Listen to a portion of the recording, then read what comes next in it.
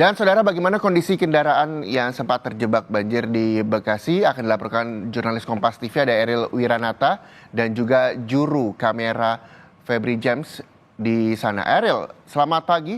Bagaimana penanganan banjir kendaraan yang sempat terendam banjir di sana? Karena juga banyak dan sempat viral di media sosial. Ya Reza, memang benar sekali bahwa memang saat ini yang berada di perumahan Pondok Gede Permai dari masyarakat masih melakukan pembersihan. Namun memang jika kita berbicara dengan tentang banjir yang berdampak kepada kendaraan, memang ini merupakan salah satu lokasi yang saya dapat informasi dari masyarakat. Di tempat ini tembus hingga 4 bahkan 5 meter. Bahkan jika bisa digambarkan, ini di sebelah kiri saya merupakan salah satu rumah yang terdampak dari banjir tersebut. Dan jika kita bergeser mengenai dengan evakuasi kendaraan yang terjadi di Pondok Gede Permai, Reza, bahkan dari informasi yang kami dapatkan dari masyarakat setempat, di tempat kiri saya ini merupakan salah satu titik yang dimana sebelumnya terjadi penumpukan kendaraan, baik roda 2 ataupun roda 4, karena memang ini merupakan salah satu tempat yang biasa digunakan masyarakat setempat untuk mengamankan kendaraannya ketika waktu banjir tiba.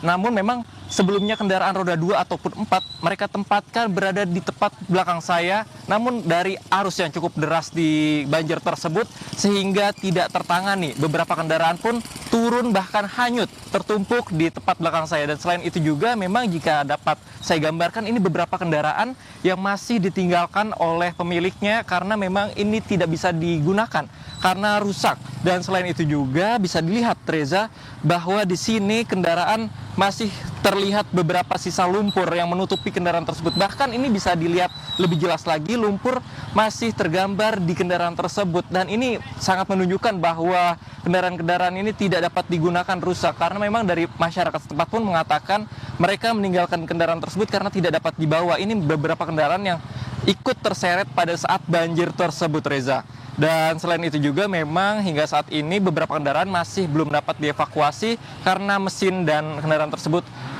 terdampak dari banjir tersebut, Reza. Baik, terima kasih Eril Wiranata dan juga juru kamera Febri James melaporkan langsung dari Bekasi, Jawa Barat. Selamat kembali bertugas, Eril. Dan saudara, untuk membahas terkait dengan bagaimana banyaknya kendaraan baik itu mobil dan juga motor yang terendam banjir di sejumlah daerah, kini sudah hadir bersama saya praktisi otomotif, ada Mas Anjar Laksana. Selamat pagi, Mas Anjar. Mas Anjar, tadi kita mendengarkan laporan dari jurnalis Kompas TV. Mas Eril menyampaikan bahwa banyak kendaraan yang terendam banjir. Ini tidak hanya mobil tapi juga motor yang bahkan ditinggal pemiliknya karena tidak bisa digunakan atau mesin mati. Nah, Anda melihatnya seperti apa? Apakah kendaraan yang sudah terendam banjir ini yang harus diperhatikan pertama kali, apa sih yang harus dilakukan juga? Oke, pertama saya turut prihatin ya atas musibah bencana banjir yang ada di beberapa titik dan di sejumlah kota, misalnya Bekasi gitu kan. Nah, terkait dengan penanganan mobil yang ketika terendam banjir, memang betul yang apa yang dikatakan Mas Reza, jangan diapa-apain. Karena kalau misal kita kadang panik pengen buru-buru kita surut, kita buru-buru pengen nyalain, justru itu bisa waterlocking. Harusnya sisa-sisa air yang ada di di luar bisa kesedot masuk ke dalam gitu. Itu bikin rusak gitu. Jadi itu pun akan kalau kita mobil kita punya asuransi, itu klaim pun nggak bisa gitu kalau udah dinyalain. Paling aman ya sudah lepas kabel yang negatif, akinya, terus sudah dievakuasi yang baik di tempat yang aman. Gitu. Oke, jadi sarannya ketika untuk kendaraan mobil, terutama ketika terendam banjir, baik itu sehari, 2 hari, bahkan 3 hari yang sempat terjadi di Mega Mall Bekasi, yang harus dilakukan adalah kabel harus dilepaskan semua ya kalau kita tahu, ataupun klaim asuransi jika itu ada asuransi. Iya, bisa. Ada beberapa APM juga yang menyediakan towing gratis itu bisa kita pakai gitu, lumayan kan gitu kan. Jadi terus kalau kita punya asuransi, itu towing akan datang gitu. Biarkan petugas yang ngecek, jangan kita asal main-main sendiri. Tahu gitu ya. Tahu. Karena itu elektrik ya kan. Ya, ada elektriknya yang bisa konslet gitu. Kalau kita tiba-tiba pengen buru-buru nyalain. Itu untuk mobil. Nah, kalau untuk motor seperti tadi jurnalis Kompas TV Eril sampaikan bahwa bahkan motornya banyak yang ditinggal pemiliknya karena tidak bisa digunakan atau mati mesin gitu. Itu gimana Mas kalau untuk motor? Yes, betul. Motor juga sama. Sebenarnya kita harus towing juga sebenarnya. Kalau kita gerak, takutnya ada sisa air yang nyangkut juga di dalam motor gitu kan. Nah, kalau motor sebetulnya ya memang sih lebih fleksibel ketika kita misal mau banjir, ya angkut di tempat yang aman gitu kan. Tapi ada beberapa yang memang tidak sempat gitu. Ya mau nggak mau kalau memang sudah terdampak, memang resikonya besar sekali akibat banjir ini, nggak main-main gitu kan. Biaya yang dikeluarkan bahkan besar gitu. Nah, kalau Mas Anjar udah singgung biaya, saya juga mau tanya nih. Nah, biasanya biayanya range-nya sekitar berapa sih kalau untuk mobil saja? Jika memang sudah terendam banjir, apa yang ketika memang mobil itu tidak terklaim asuransi? Nah, kebetulan saya kemarin ngobrol sama pemilik bengkel ya. Gitu. Ada mobil yang harga bekasnya waktu itu 100 jutaan. Dia terdampak banjir tuh. Biaya total untuk semuanya dikulitin, diberesin, itu estimasi 60 juta. Bayangkan, itu tanpa asuransi. Loh. Iya. Kalaupun kita jual itu sakit hati, paling 40 juta, 50 juta. Aduh, kayak sayang banget itu kan. Mau nggak mau memang kalau kena banjir ya memang susah sekali kalau untuk diberesin, Mas. Dari awal untuk normal lagi akan sangat susah. Jadi kalau mau kena banjir ya mau nggak mau kita pakai sampai selesai gitu kan. Baiknya memang ada asuransi gitu kan. Tapi ada yang menarik lagi, Mas. Kalau kita asuransi kan enak ya, bisa klaim dan macam-macam, kita tinggal telepon asuransi. Ada beberapa kemarin di tempat di Bekasi juga orang yang beli plastik. Beli plastik? Beli plastik. Jadi mobil itu dimasukin plastik. Ya itu saya apresiasi juga gitu kan. Karena upaya-upaya dilakukan. Upaya preventif gitu kan, supaya nggak masuk dan macam-macam. Plastiknya kemarin saya cari juga di marketplace, lumayan murah, ada yang 300 sampai 500. Baiknya ya memang kualitasnya yang bagus gitu kan. Lebih baik lagi memang kita tahu kalau misal posisi rumah kita ada di daerah kawasan banjir, rentan banjir, atau kita sering dari kantor ke rumah atau rumah ke kantor sering kena banjir, ya lebih baik mobil kita amankan di tempat yang biasanya ada kantong-kantong parkir berbayar tuh setiap bulan. Sebaiknya di tempat kayak gitu. Ntar kita kalau mau ke sana pakai motor atau pakai apa. Itu juga menjadi salah satu upaya. Solusi ketika memang wilayah kita tinggal sering banjir gitu ya. Nah, tapi kalau misalnya untuk kendaraan yang kebanjiran nih Mas Anjar, terutama di tempat-tempat tertentu seperti mall, terus tempat parkir seperti Mega Mall yang sempat viral juga di media sosial, itu kalau misalnya sepengetahuan dari Mas Anjar sendiri, untuk aturan ganti ruginya seperti apa sih sebenarnya? Kalau setahu saya ya, dari literasi yang saya baca juga, biasanya itu tanggung jawab dari pemilik mall gitu, pengelola ya. Karena kita kan bayar karcis di situ, sudah ada pajak dan macam-macamnya juga, mungkin bagian dari tanggung jawab mall untuk memberikan, meskipun mungkin mereka juga terdampak gitu kan, bisa dikomunikasikan lebih lanjut. Jadi semua itu udah ada aturannya masing-masing. Ada aturannya masing-masing. Ya, Nah, tadi juga Mas Anjar juga sempat menyampaikan bahwa ketika mobil yang sudah kena banjir ini agak sulit untuk diperbaiki sampai total begitu ya. Walaupun bisa diperbaiki, tapi secara total ini perlu makan waktu dan banyak biaya. Tadi Mas Anjar juga menyarankan ketika mobil yang kena banjir, sarannya dipakai aja sampai selesai. Tapi ketika memang ini mau dijual dan kita mau beli, ini ada tips nggak sih, saran ketika kita memilih mobil, ini bekas banjir, harusnya kita melakukannya apa sih gitu? Gitu. Jadi kalau memang kita sebelum beli mobil bekas, memang ada beberapa mobil banjir ya. Biasanya memang satu orang pedagang itu melihat dari plat belakang yang daerah-daerah rawan banjir itu biasanya agak-agak diteliti lebih lanjut nih, lebih dalam gitu. Untuk lihat wilayahnya di mana? Iya, plat U, plat K, belakangnya atau apa gitu, biasanya itu jadi concern tersendiri. Terus kalau misal kayak gitu, kalau banjir itu biasanya meninggalkan bau, Mas. Itu susah banget. Mau dipakai parfum apapun pasti meninggalkan bau. Terus mobil yang kalau banjir itu pasti ada noda karat, bekas karat. Paling gampang itu ngeliat di bawah jok, karena jok itu walaupun pakai logamnya itu bukan stainless gitu loh. Kalaupun misal kita penggunaan normal biasanya ada, itu beberapa titik aja, wajar gitu. Tapi kalau bekas banjir sehari aja, itu udah pasti karat di mana-mana. Jadi itu gampang ketahuan banget sih mobil yang bekas banjir gitu kan. Apalagi kalau banjir airnya masuk ke dalam sasis gitu. Kita mungkin kalau beli nggak kelihatan, nggak tahu. Tapi ya gitu, resiko 2 tahun 3 tahun akan pasti bermasalah gitu. Selain itu apalagi yang memang bisa dilihat secara kasat mata dan kita sebagai orang awam tuh tahu pengecekan ini mobil bekas banjir atau bukan? Biasanya bagian kaki-kaki gitu kan, dicek juga kan. Biasanya kalau udah gitu ada bekas-bekas lumpur, bekas-bekas apa. Terus kalau misal banjir itu kan biasanya direstorasi total nih Mas. Nah kita cek juga kalau di restorasi total biasanya baut-baut di bawah kap itu tuh satu satu warna dengan body gitu. Misal biru ya itu bautnya kan biru. Kalau bautnya sudah ada lecet, sudah itu ada pasti udah dibongkar itu tuh. Udah pasti gitu. Nah ini juga ngomongin masalah mobil yang diservis ketika banjir. Tadi kita udah dapet tips tuh bahwa sebenarnya gampang aja ketika membeli mobil yang bekas, mobil second yang bekas banjir. Tadi tipsnya salah satunya liatin baut-baut apakah ada karat atau sempat diganti atau tidak. Begitu, terus di bawah jok juga bisa terlihat. Nah tapi kalau memang mobil ini diservis secara maksimal, kendaraan bekas banjir, sebenarnya berapa persen sih kelayakan untuk dipakai? Seperti tadi Mas Anjar sampaikan bahwa kalau misalnya mobil bekas banjir, diservis pakai aja sampai selesai gitu. Ya. Berapa persen sih Mas kalau mobil udah bekas banjir, diservis, kita pakai lagi? Sehatnya berapa persen? Kalau menurut saya pribadi ya itu 50-50. Oh. 50-50. Gitu. Jadi memang banjir itu memang sangat kejam ya menurut saya.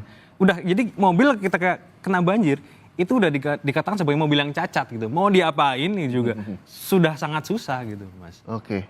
Jadi ya kalau banjir memang sebaiknya satu tindakan preventif lebih diutamakan. Sebelum tadi kantong plastik gitu. yang Mas Anjar Selamat sampaikan. diselamatkan gitu ya. juga gitu. Nah, tapi Mas Anjar yang saya juga ingin pertanyakan adalah ketika mobil bekas banjir tetap kita ingin gunakan supaya daripada kita jual takutnya merugikan orang Iya, gitu. Akhirnya sudah kita pakai, ketika rusak lagi akan dilakukan cek servis berkala atau seperti apa sih Mas Anjar langkah baiknya gitu supaya nggak tiba-tiba mati total lagi gitu loh. Ya pastinya kalau saran saya kalau misal mobil sudah kena banjir itu sebaiknya dikerjakan di dealer resmi atau di bengkel resmi, karena biasanya kalau sistem kelistrikan kayak gitu kan ecu listrik ya, pasti kena gitu. Kalau mobil biasa gitu pasti kena gitu loh. Jadi sarannya adalah servis di dealer resmi. Di dealer resmi gitu. Karena secara kelistrikan ada garansinya juga. Ada garansinya, betul. Nah, gitu. ini tadi ngomongin juga asuransi. Ini juga penting dilakukan ketika kita punya kendaraan. Tapi kan nggak semua asuransi ini mengklaim soal banjir. Betul. Semua itu ada pilihannya. Balik lagi pilihan itu diberikan kepada pemilik kendaraan apakah mau ngambil atau tidak. Nah, tips atau saran dari Mas Anjar sendiri untuk ketika memiliki mobil harus punya asuransi dan sebagainya, apalagi orang-orang yang wilayahnya sering terendam banjir, apa Mas? Iya, kalau misal kita mau ambil asuransi kan ada TLO, total loss only, dan komprehensif. Komprehensif itu pun harus dengan perluasan banjir, perluasan jaminan gitu. Jadi kita extra charge, bayar lebih, tapi kita dapat perlindungan. Kalau komprehensif biasa nggak bisa gitu kan. Tapi ketika ada asuransi itu mengcover nggak sih Mas ketika ada rusak banjir, walaupun tadi kata Mas Anjar bahwa banjir ini udah jahat. Iya, pasti di cover. Pasti di cover. Biasanya perusahaan asuransi juga kerjasama dengan bengkel merkan atau bengkel-bengkel resmi. Gitu. Pasti di cover. Kita cuma bayar klaim aja berapa. Dan syaratnya itu kalau mau di cover, syaratnya jangan dinyalain, jangan diapa-apain. Kita cek oli boleh, lepas aki yang negatif boleh. Selain itu nggak boleh diapa-apain. Gitu. Karena klaim nggak akan bisa. Gitu kan. Kalau misal untuk masyarakat juga kan nggak semuanya orang bisa beli asuransi. Gitu. Betul, setuju. Nah, yaitu langkah yang paling solusinya ya kita amankan gitu. Kita udah tahu musim hujan nih. Sudahlah kita ngalah aja gitu. Agak jauh dari rumah, mobil dititipkan di saudara atau di kantong-kantong parkir yang berbayar bulanan. Nanti kalau kita mau ke sana bawa pakai motor lah, pakai jalan kaki gitu. Jadi lebih enak. Jadi apa ya? Ya itu preventif sih gitu. Betul. Syukur-syukur mobil misal mobil baru pun biasanya kan kita 80% orang tuh beli kredit. Biasanya mobil kredit itu sudah satu paket dengan asuransi. Ya. Nah itu enaknya kalau misal mobil masih kredit, ya itu tinggal klaim asuransi. Tapi tanyakan juga ke perusahaan leasing apakah ada perluasan banjir apa enggak, atau hanya komprehensif biasa atau all risk biasa. Nah tapi kalau Mas Anjar bilang walaupun ini mobil yang kita lihat di Bekasi Jawa Barat di Mega Mall ini bernam berbagai merek, berbagai tipe begitu. Nggak ada tipe spesifik bahwa ini tahan banjir, ini jauh lebih tinggi dan sebagainya. Kan banyak orang bilang, tenang ini nggak akan kena banjir karena tinggi misalnya. Itu bahwa ternyata tidak berpengaruh ketika banjir besar ini melanda begitu Mas Anjar ya. Jadi semua merek pun sama, karena kita yang paling riskan terhadap banjir ada sistem elektrikal, apalagi ECU. ECU itu kan jadi otaknya mobil tuh. Mahal banget kalau misal itu ECU udah kena, itu tuh bisa jutaan lah gitu kan. Kalau elektrikal kayak misal head unit, power window dan lain-lain kita bisa pelan-pelan lah perbaiki. Tapi kalau sudah ECU yang kena, udah otaknya mobil, ya lumpuh itu mobil, nggak bisa diapa-apain. Jadi ya memang tidak ada mobil yang sebadak-badak itu. Kalau mobil listrik nih, kalau terkena banjir, nah memang ada beberapa pabrikan yang mengklaim baterainya tahan air, IP6867 gitu kan, ada sertifikasi ketahanan air. ECU yang di dalamnya sistem kelistrikan tahan air gitu. Ada sebagian besar itu, ada beberapa juga mobil yang sistem dinamonya atau penggeraknya itu kan sistem terbuka, jadi bisa kemasukan air. Tapi mobil-mobil yang dijual di Indonesia kemarin saya lihat juga kebanyakan sudah sistem tertutup, relatif aman. Cuman kalau mobil listrik memang harus hati-hati karena voltage high voltage kan, jadi nggak bisa sembarangan juga. Itu lebih riskan kan. Walaupun sudah IP6867, ya kita harus tetap lebih baik calling dealer atau pihak asuransi terkait. Oke, Mas Anjar, ini kan bulan puasa, Yes. yang notabene sedikit lagi warga banyak yang ingin mudik, nggak ingin membeli mobil baru dibawa ke kampungnya, ditinggal di kampungnya. Nah, boleh dong disinggung lagi soal tips ketika memilih mobil, ketika ingin dibawa pulang kampung, apalagi menghindari mobil yang sudah cacat begitu, tanda kutip, akibat banjir.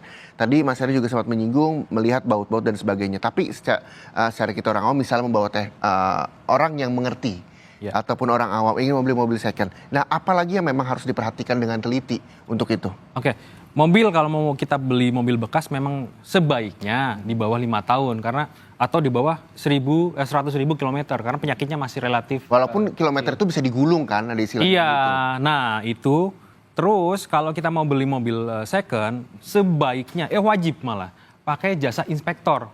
Mau dari inspektor perusahaan inspektor biasa atau dari dealer. Dealer juga misal contoh ya dari T-Brand itu. Ada yang menawarkan jasa mau dari ke dealernya langsung atau home service itu bisa ada. Biayanya murah kok 300 sampai 500 ribu kalau misal kita contoh let's say mobil LMPV ya yang 300 jutaan itu paling segituan. Nah, kalau dicek oleh jasa inspektor itu lebih enak lagi karena ada 170 titik lebih yang dicek di interior eksterior. Nah, kita kalau misal ngecek-ngecek biasa bisa bullheadnya gitu bekas tabrak apa enggak. Karena di situ kan paling depan kan, riskan banget kan. Terus tie rodnya seperti apa bisa. Cuma ada yang kita tidak bisa cek sendiri. Misal ketebalan cat itu butuh alat khusus gitu. Semacam ketebalan catnya berapa, pernah didembul enggak. Jadi butuh jasa itu untuk kita lebih secure juga. Yes. Terus ada lagi onboard scanner. Nah, ECU-nya pernah bermasalah enggak? Ini ABS-nya bermasalah enggak? Sensor-sensor yang lain bermasalah enggak? Itu di-scan oleh itu. Oke. Scanner itu. Oke, jadi intinya bahwa kita juga harus lebih teliti lagi ketika membeli mobil, apalagi mobil bekas, supaya terhindar dari cacat sementara akibat banjir. Dan yang mobilnya terendam banjir, kita juga turut prihatin ya Mas Anjar ya, kita berharap bahwa mobil ini bisa terus difungsikan walaupun memang harus terus rutin diperbaiki dan secara berkala diservis begitu.